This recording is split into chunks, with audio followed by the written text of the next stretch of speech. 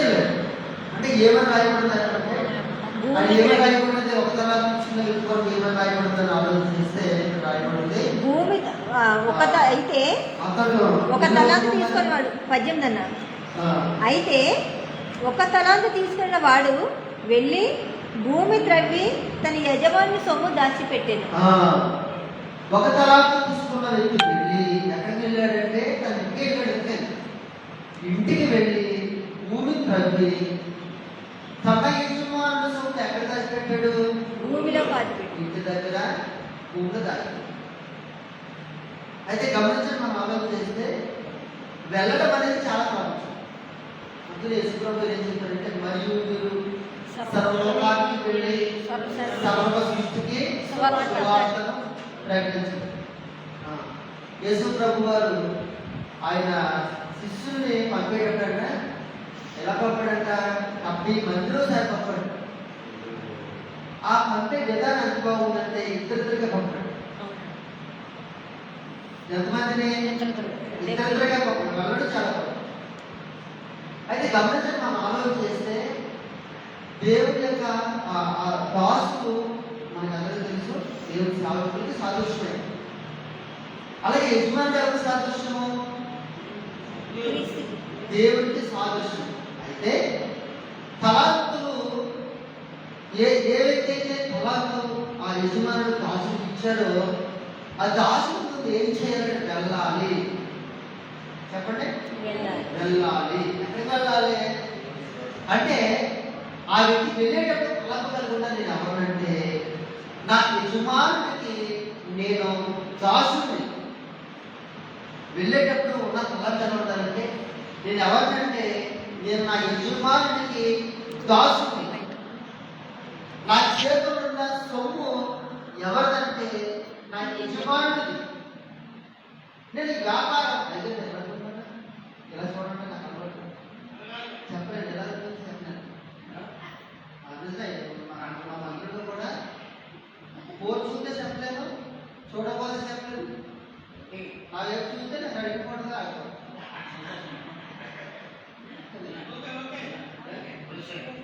సరే, దేవుడికి స్తోత్రం. హల్లెలూయా. ఆసక్తితో వినంటే ఎవరు చెప్పారంటే కాదు, మాట ఎవరి మాటనే? ఓకే, దేవుడు మనం ఆలోచన చేస్తే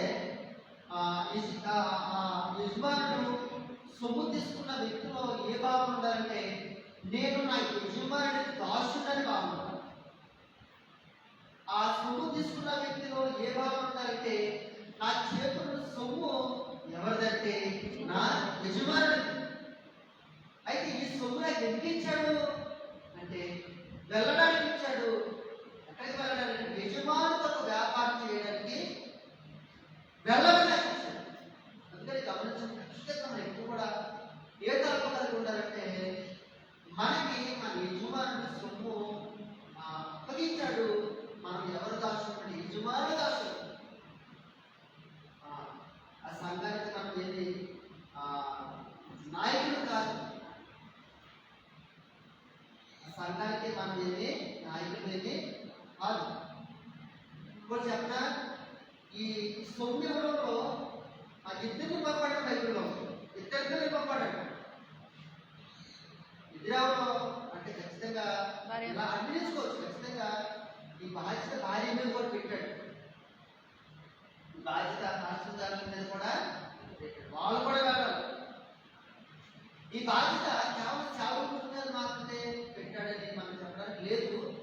సేవకురాల మీద కూడా పెట్టాడు. సేవకురాలు కూడా ఏమంటారంటే ఈ సొమ్ము దేవుడిది. నేను ఎవరమంటే నా భర్త, నేను ఇద్దరు కూడా ఎవరమంటే దేవుని సేవకులు, అంటే దేవునికి దాసులు అనే ఒక పదం అని చూసుకుంటే దాసులు అనే పదం ఇంకా కొద్ది ముందుకెళ్తే బానిసలు కూడా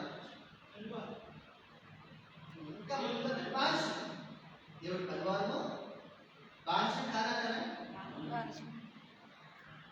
బానిసలు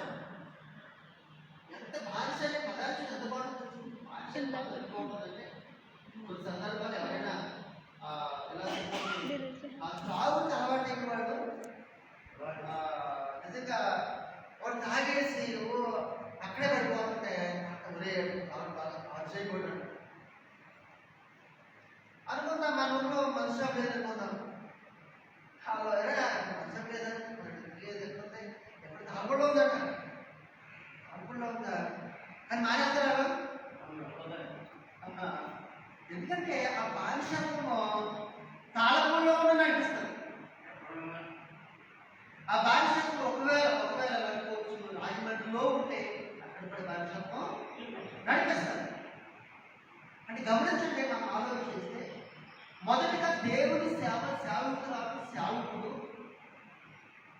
ఎలా చేయాలంటే మేము దేవునికి బానిసము అని ఇద్దరిలో కూడా ఉండాలి. ఎందుకంటే ఆవిడ అమ్మలో చెప్పండి, ఎందుకంటే తెలుసా బాధ్యత అనిపించండి. అందుకనే ఏమంటారు చాలా సంఘాల్లో పాస్టర్ గారు భార్యను ఎవరంటారా? ఆవిడ ఎవరంటే పాస్టర్ గారు భార్య అంటారా? మరి ఏమంటారు? పాస్టర్ గారు.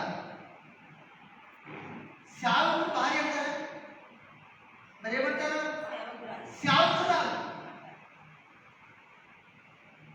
చూసారా సేవకుడు ఎంత గౌరవిస్తారు? ఏ గౌరవం? అది గౌరవం ఎలా వచ్చింది సేవకురాలకి? అందుకని గమనించిన సేవకుడు ఎంతైతే శ్రమ పడుతున్నాడో, సేవకుడు ఎంతైతే కష్టపడుతున్నాడో, సేవకుడు ఎంతైతే ప్రయాసపడుతున్నాడో సంఘం కోసం అంతే ప్రయాసపడాలి. ఇప్పుడు ఏం జరుగుతుందంటే సేవకురాలు అనే ఆ మాట దుర్వినియోగం చేసుకోకుండా ఉంటాం. ఇప్పుడు ఏడిచ్చామనుకుందాం, అంటే ఒక సాధించామనుకుందాం. వినియోగం ఏంటి? కూరగాయలకు వినియోగం. దుర్వినియోగం ఏంటి? ఎక్కువేడు ఎక్కువేడు ఏంటది? అది వినియోగమే, అది వినియోగమే. ఆ చాకు ఎక్కువ కొనుక్కున్నా కూరగాయలు పోయాలి. మరి దేనికో చేస్తున్నావు నువ్వు? ఎక్కడ అనుకున్నావు. అందుకనే గమనించండి దేవుని బిడ్డలారా, ఆ దాసుడు దగ్గర కళలు చేస్తూ వెళ్తూ అంటాడు, నేను దేశాంతానికి వెళ్తున్నాను, పనిచేయండి, నేను ఇచ్చిన సొమ్ముతో మీరు ఏం చేయండి, వ్యాపారం చేయండి. మనకి ఎక్కడతారో వ్యాపారం చేయనుకోగలండి. అందుకనే వెళ్ళిన ఇద్దరిని పంపారంట. అందుకని సాగుకురాలని మీరు కూడా ఎలా చెప్పండి. ఎవరి దగ్గర అంటారా? సేవకు రాళ్ళు అంటారు. ఏంటంటే సేవకి రాళ్ళు అలా ఉండకూడదు. ఇద్దరు కలిసి దేవుడికి బాధ్యత అయిపోకూడదు. అమ్మా మీరు కూడా బాధ్యత, మీరు కూడా ఇద్దరు కలిసి దేవుడికి బాధ్యత, ఇద్దరు కలిసి దేవుడి పని చేయాలి. ఇద్దరు కలిసి అవసరించాలి. చెప్పండి, ఇద్దరు కలిసి వెళ్ళాలి. సేవకుడు ఖచ్చితంగా ఉండకూడదు. కారణం ఏంటంటే సేవకు రాళ్ళు అని చెప్తున్నారు. మనం ఎందుకు బాధ్యత ఉంటే పాస్టర్లు కాదు, ఎందుకు బాధ్యత ఉంటే సేవకుడు. చూడండి, ఇక్కడ మనం ఆలోచన చేస్తే ఒక వ్యక్తిని మనం చూసాం. ఆ వ్యక్తి ఎక్కడికి వెళ్ళాడంట? ఇంటికి. ఎక్కడ? ఇంటిగా దాచిపెట్టాడంట. ఈ సేవ గురించి కనుక ఇంకా మనకు తెలుసుకుంటే బైబిల్ గ్రంథం నుంచి ఈ మాట రాయబడి ఉంది. చూడండి, పరిశుద్ధ గ్రంథం నుంచి 21వ అధ్యాయము ఒకసారి 33వ వచనం. మత్తయి సువార్త 21:33 చదువుతాం. మరియొక ఉపమానం వినుడి. ఇంటి యజమాని ఒకడు ఉండెను.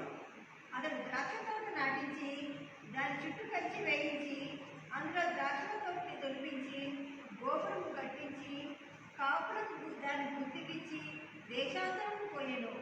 పండ్ల కాలం సమీపించినప్పుడు పండ్లలో తన భాగము తీసుకుని వచ్చేటప్పుడు ఆ కాపుల యొద్దకు తన దాసును పంపగా ఆ కాపులు అతని దాసును పట్టుకొని ఒకరి కొట్టిరి, ఒకరి చంపిది, మరొకరి మీద రాళ్ళు రుబ్బిరి. మరలా అతడు మునుపటి కంటే ఎక్కువ మంది ఇతర దాసులను పంపగా వారు వీరిని అప్రకారమే చేసిరి. తుదకు నా కుమారుని సన్మానించదు అనుకొని తన కుమారుని వారి ఎదురు పంపాడు. అయినను ఆ కాపులు కుమారుని చూచి, ఇతడు వారసుడు, ఇతడిని చంపి ఇతని శ్వాసము తీసుకొనము రండని తమలో తాము చెప్పుకొని అతన్ని పట్టుకొని ద్రాక్ష తోట వెలుపడ పడవేసి చంపిది. కాబట్టి ఆ ద్రాక్ష తోట యజమాని వచ్చినప్పుడు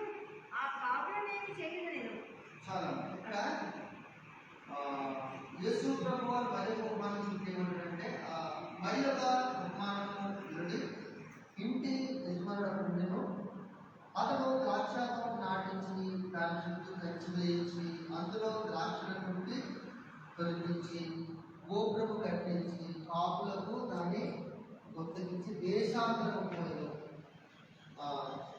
పండ్లకాలము సమీపించినప్పుడు పండులో ప్రభావము తీసుకుని వచ్చినకు ఆ కాపులకు తన దాసును నమ్మగా ఆ దాసులు అతని దాసులను పట్టుకుని ఒకరిని కొట్టిని ఒకరిని చంపారు. అలాగే మరలా కొంతమందిని పంపితే రాళ్ళు పెట్టి కొట్టారు. అలాగే కొంతమంది పంపితే మరలా ఎక్కువ మందిని పంపినప్పుడు ఆ ప్రకారం చేశారు. అయితే మనం ఆలోచన చేసి గమనించండి, ఆ తర్వాత తన కొడుకు పంపితే ఆయన కూడా ఏం చేశారు? కొట్టి చంపేశారు. ఎందుకు కొట్టుకుంటారు? ఎందుకు కొట్టి చంపుకుంటారు? ఆ తోటని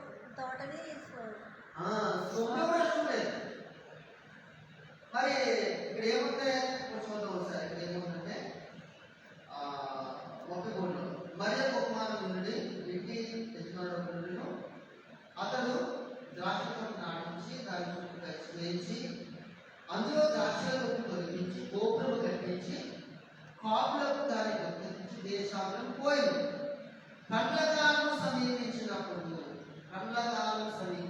అంటే తోటేశారు. తోట కాయడానికి ఇంచుమించు ఒక 3 సంవత్సరాలు పడుతుంది కదా, 3 పట్టొచ్చు కదా, 3 సంవత్సరాలు. మరి 3 సంవత్సరాలు తోటలో పనిచేశారు కదా, ఏ ఉద్దేశంతో చేస్తుంటారు? ఏ ఉద్దేశంతో చేస్తుంటారు? స్వాధీనం అదే అసలు అది గుర్తించడానికి అంతే. ఉద్దేశం ఏంటి అసలు? అంటే బాగా తోటేశాడు. నిజంగా ఈ తోటలో వచ్చిన ఆ ఫలాలు కోసుకుని ఇంటికి కట్టేది అమ్ముకొని ఒరే పెద్దోడా ఈ డబ్బు తీసుకుని అక్కడ ఆ స్థలం కొనుక్కోరు. ఒరే చిన్నోడా నువ్వు మాత్రం ఇది కొనుక్కోరా, ఇదిగో ఇది బంగారం కొనుక్కో అని యజమానుడు పట్టేశాడు. యజమానుడు గుర్తు తగ్గించాడు. యజమానుడు పని చేశాడు. యజమానుడు ఫలాల కోసం చేశాడు. వాస్తవానికి దేనికోసం? ఫలాల కోసం చేశాడు. కానీ పంటకాలం వచ్చినప్పుడు ఆ కాపులు దాసి పట్టడానికి కారణం ఏంటంటే వాళ్ళు ఆ తోటలు పనిచేయడమే ఈ ఉద్దేశంతో చేశారు. వాళ్ళ కోసం రాబడి రావాలని చేశారు. అప్పుడు తప్పే ఎవరు పట్టరు. అప్పుడు తప్పే అడుగుతారా లేదా? ప్లాన్ ఎప్పుడు ఉంటుంది? ఆ ప్లాన్ ముందు నుంచే ఉంటారు. ఒకళ్ళు నిజంగా యజమాని కోసమే ఒకవేళ వాళ్ళు కష్టపడాలని భావనంటే అది కూడా ముందు నుంచి ఉంటుంది. తెలుసా? ఈ కాపులకి ఏం తెలియదంటే యజమాని యొక్క గుణం తెలియదు. గుణం తెలియదు. అందుకనే నిజంగా గుణం ఎలాంటిదో చూద్దాం. కాబట్టి ఆ ద్రాక్ష తోట యజమానుడు వచ్చినప్పుడు ఆ కాపులనేమి చేయలేను. అందుకు వారు ఆ దుర్మార్గులను కఠినంగా సంహరించి వాటి కాలము యందు తనకు పండ్లను చెల్లించినట్టు ఇతర కాపులకు ఆ ద్రాక్ష తోట గుర్తుకిచ్చని ఆయనతో చెప్పింది. సరే, ఇప్పుడు 25వ అధ్యాయము 27వ వచనం కొడతాను.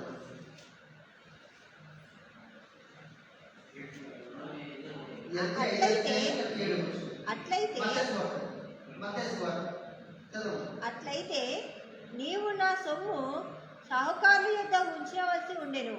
నేను వచ్చి వడ్డీతో కూడా నా సొమ్ము తీసుకుని ఇంద్రని చెప్పి ఆ తలాంతును వాని ఎదురుని తీసివేసి 10 తలాంతులు గలవానికి ఇయుడి. కలిగిన ప్రతి వానికి ఇవ్వబడును, అతనికి సమృద్ధి కలుగును. లేని వాని ఎదురుని వానికి కలిగినది తీసివేయబడును. మరియు పనికిమాలిన ఆ దాసుడు వెలుపడి చీకట్లోనికి త్రోసివేయుడి.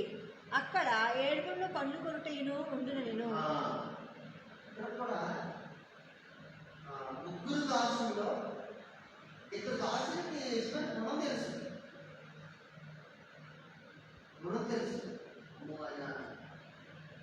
చెడు చెవికి అని ఒకవేళ దీన్ని నేను నియోజించకపోతే 24 వచనంలో ఉందంట. అవునమ్మా నేను చెప్తాను. ఒకవేళ నియోజించకపోతే అతను పని చేయకపోతే ఆయన వచ్చి అది నిమిత్తం తగిన ఫలం నాకు ఇస్తాడు. నాకు ఇద్దరికీ తెలుసు. కానీ ఎవరు తెలియదు? ఒకటి తీసుకున్న వ్యక్తి తెలియదు. తెలియకేసి వెళ్ళి తన ఇంటికి వెళ్ళి తన ఇంటి దగ్గర మట్టి గొయ్యి తీసి దాచిపెట్టాడు. ఈయనేమనుకున్నాడు? ఈయనేమనుకున్నాడంటే నా యజమానుడు ఇలా చేస్తాడనే భావన కూడా అతనికి ఎప్పుడు చూడలేదు. అదే ఇప్పుడు తేజ గారి పాపడు చూడలేదు మనం చూసారా? అందుకే మా చెల్లి గారు అంటే చెప్తారు. అందుకని పాపడంటే నాకు అడిగితే నేను పాపడ ఎందుకంటాను? నాకు అయితే పాపడతో చూడలేదు. నేను పాపడ మీరు హాస్పిటల్ చెప్తుంది అంటే చూడకపోతే భావన అలాగే ఈ ముగ్గురు దాసుల్లో అనుకోవచ్చు. ముందున్న వ్యక్తులు చూసారని చెప్పలేదు కానీ మొత్తం కావాలని ఖచ్చితంగా. కానీ ఈ వ్యక్తికి ఎందుకు లేదంటే అసలు ఎప్పుడు ఆ గుణమే ఆ వ్యక్తిలో చూడలేదు. నేను ఎలా అనుకుంటున్నాను? చాలా మంది ఎలా అనుకుంటున్నాను? కొంతమంది అంటారు మోసేవాడిని తెలుస్తుంది కానీ కాబట్టి వారు చూసేవాడిని. దేవుడు ఎంత మంచివాడంటే దేవుడు కొంతమందిని ఒక మంచి మార్గంలో పెట్టడానికి ఆయన ఖండిస్తాడు. ఇశ్రాయేలు తప్పు చేసినప్పుడు ఏం చేసేవాడు? వాళ్ళని ఫిలిస్తీన్కి అప్పగించేవాడు. తప్పు చేస్తే అశ్వరుడికి అప్పగించేవాడు. తప్పు చేస్తే బబులుడికి అప్పగించాడు. మనకి అర్థమైంది. ఓకే, చాలా మంది నేనేమనుకున్నానంటే వ్యక్తిగతంగా ఆ యజమాని దండికి ఎప్పుడు అనుభవించలేదు. ఎవరో ఒక ఫలాన్ని తీసుకున్న వ్యక్తి అనుభవించడం వల్ల. అలాగే దేవుడు సేవ చేసేటప్పుడు చాలా మంది ఎలా ఉంటారంటే ఈ సంఘం నాది అన్నట్టుగా ఉంటారు. సంఘం అంటే నాది. నేను అంటాను దేవుడు వచ్చి ఎలాంటి ఆయన వచ్చి అది నీ సొమ్మ లేకపోతే మీ నాన్నగారి సొమ్మ అంటే ఏం చేస్తాను అంటే చాలా మంది ఏమంటారంటే వాళ్ళ సంఘంలో ఫీల్ అవుతారు. వాళ్ళు ఏదో సంఘానికి నాయకులుగా ఫీల్ అవుతారు. అంటే కొన్ని సందర్భాల్లో వారి యొక్క ఉద్దేశాలు కూడా ఎక్కడ పొందుతారంటే సంఘం మీద వారి ఉద్దేశము సంఘానికి పంపుతారు. సంఘానికి పంపుతారు. సంఘాలు అందరూ వచ్చుకుంటున్నప్పుడు ఎలా ఇది నా సంఘం. దానివల్ల ఏమవుతుంది? దేవుడు వినండి, వాళ్ళు అలా అనుకుంటారు. ఏం జరుగుతుందంటే ఎప్పుడైతే నా సంఘం అనుకున్నామో నా ఉద్దేశం నా తల నాలో కానీ యజమాని ఇద్దరికి ఏమంటారంటే మా యజమాని ఆయన ఇచ్చేవాడు మరి అప్పగించేవాడు. కానీ ఆ పనిలో నేను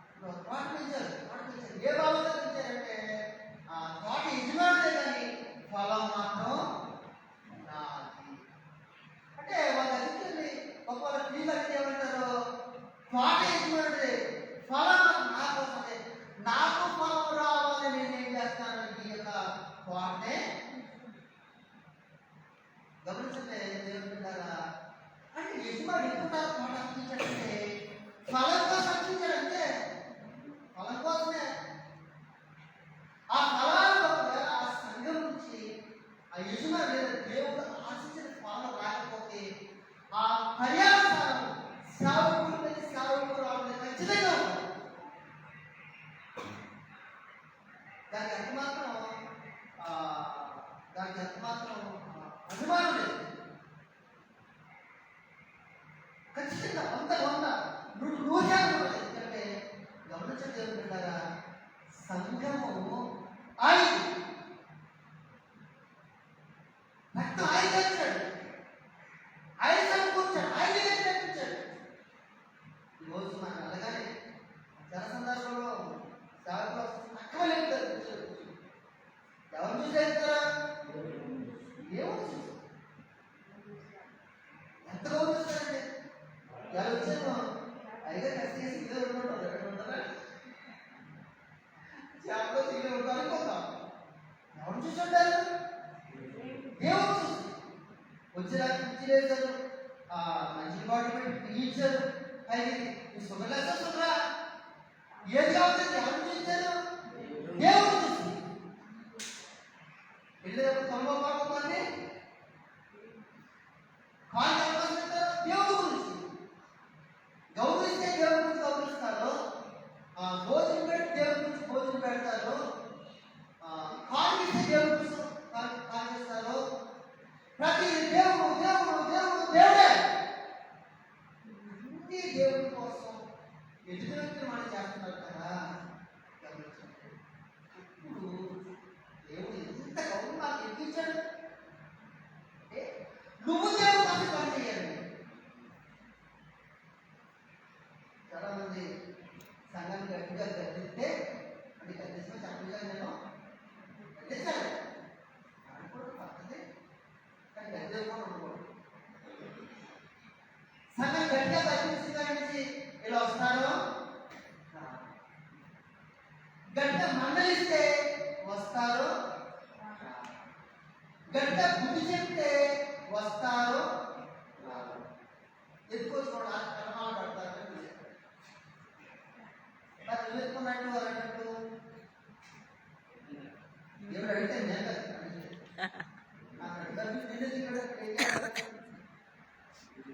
సందర్భంలో అయిపోయి ఎందుకు చెప్తున్నాను, సందర్భంలో ఒక ఆవు చనిపోతుంది, సంగతి చనిపోతే ఆ బాగా గుర్తుంది. నేను సేవలు పక్కన కూర్చుని మాట్లాడుకున్నా. ఆవిడ బాప్తిజం తీసుకుంది, విశ్వాసమే ఇంట్లో వాడు అంజాలు అన్నీ చేశాడు. ఇది ఎక్కడ కూర్చున్నాడు చేసుకుంటా చేసుకుంటాను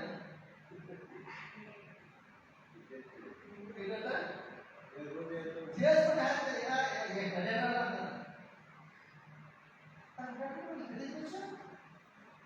కదా ఇది కూర్చొని రాబోతున్నాడు. సంఘాలు వెళ్ళకుండా నాకు వెళ్ళిపోతుంటే చేయకూడదు చేస్తుంటే వెళ్ళకూడదు వింటుంటే మాట్లాడుతుంటే అది చూపడినప్పుడు వాళ్ళ యొక్క ఖర్చులంతా నీకు అర్థమైనప్పుడు దేవుడి సరిగ్గా మోకరించి ఆ వాక్యం ఆధారం ద్వారా వాళ్ళకి అర్థమయ్యేటట్లు బుద్ధి చెప్పినట్టు ఎందుకు కూర్చున్నావు? నాశనం కదా, గద్దించవలసిన అవసరం వచ్చినప్పుడు గద్దించడానికి దేవుడిని నిలబెడితే గద్దించడం ఎందుకు ఆకుండా మానేశారా?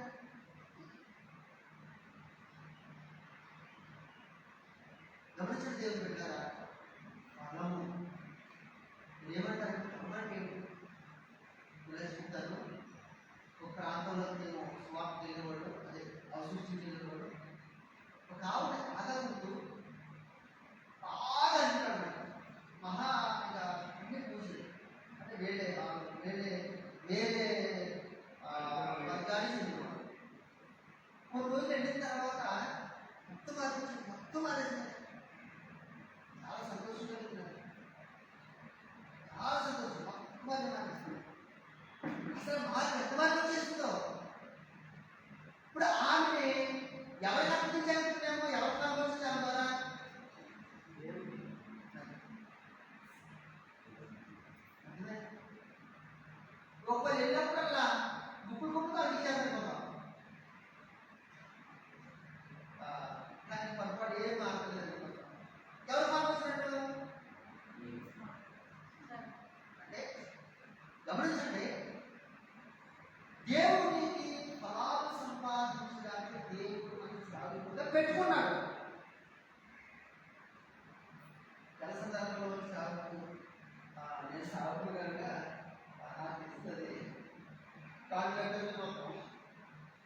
జాలీగా ఉండేది.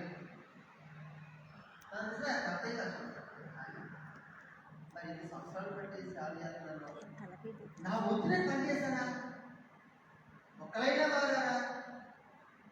ఒక్కలైనా మార్పు చెందారా?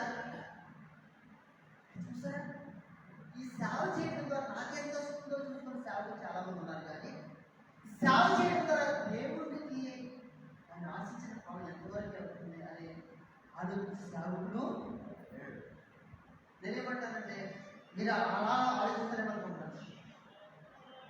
చూడండి, ఆట మాట చదివేసి చూడండి, ఇదే మాట 25 చదువుకున్నా, 25 కనుక అయితే 25 అయితే నీవు నా సొమ్ము సహకార్యంగా ఉంచవలసి ఉండెను.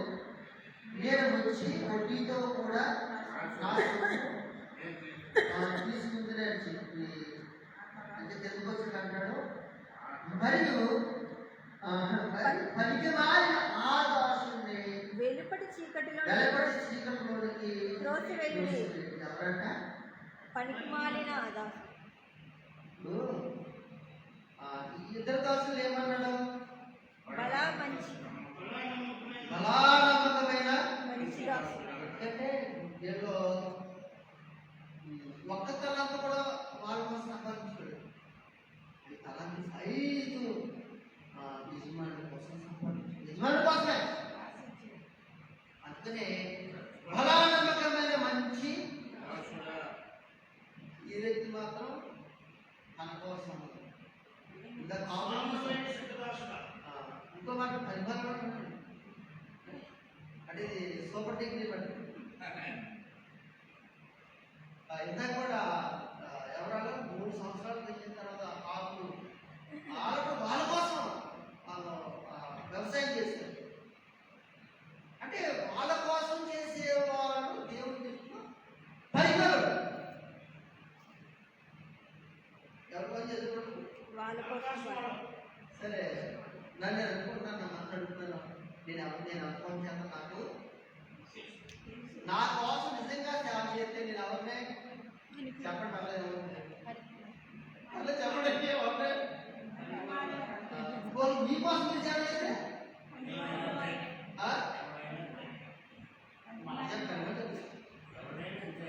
పరిమాణంలో చెప్తానండి మాట. డిగ్రీ చూడలేడైనా ఆయన పట్టుకుని ఏం చేస్తారు మీరు? వెలపట్టి చీకట్లో తోసేయండి. అక్కడ ఏడుపుళ్ళు పండుకొడుతూ ఉండేది. ఎంత దారుణమండి. సేవ చేసుకుని అందుకని నేనేమంటానంటే మనం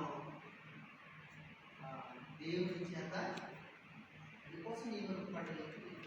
ఫలం ఉండాలి. అంటే ఫలం పొందాలి. నేను నా యజమానుడికి పాలించు ఈ భావంతో నిలబడలేదు. ఈ భావంతో సేవ చేయాలి. నాకెంత వస్తుందో కాదు, నాకు అప్పగించిన వ్యక్తి కూడా దేవుడికి ఎంత వస్తుంది. రెండోది ఏంటంటే ఈ బాగా సాగుకురావాలని కూడా ఉదయాగత ఖచ్చితంగా దేవుడు అడుగుతుంది. నాకు లేదంటే అది మాసుకున్నట్టే. పాస్టర్ అమ్మగారు అంటారు, పాస్టర్ భార్య అంటారు. అంటే గౌరవం పొందుతున్నా మరి పర్వాలేదు. అది పర్వాలేదు. నేను పని చేస్తేనే జీతం పొందే ఆనందం ఉందా, లేకపోతే పని చేయకుండా జీతం? పని చేస్తే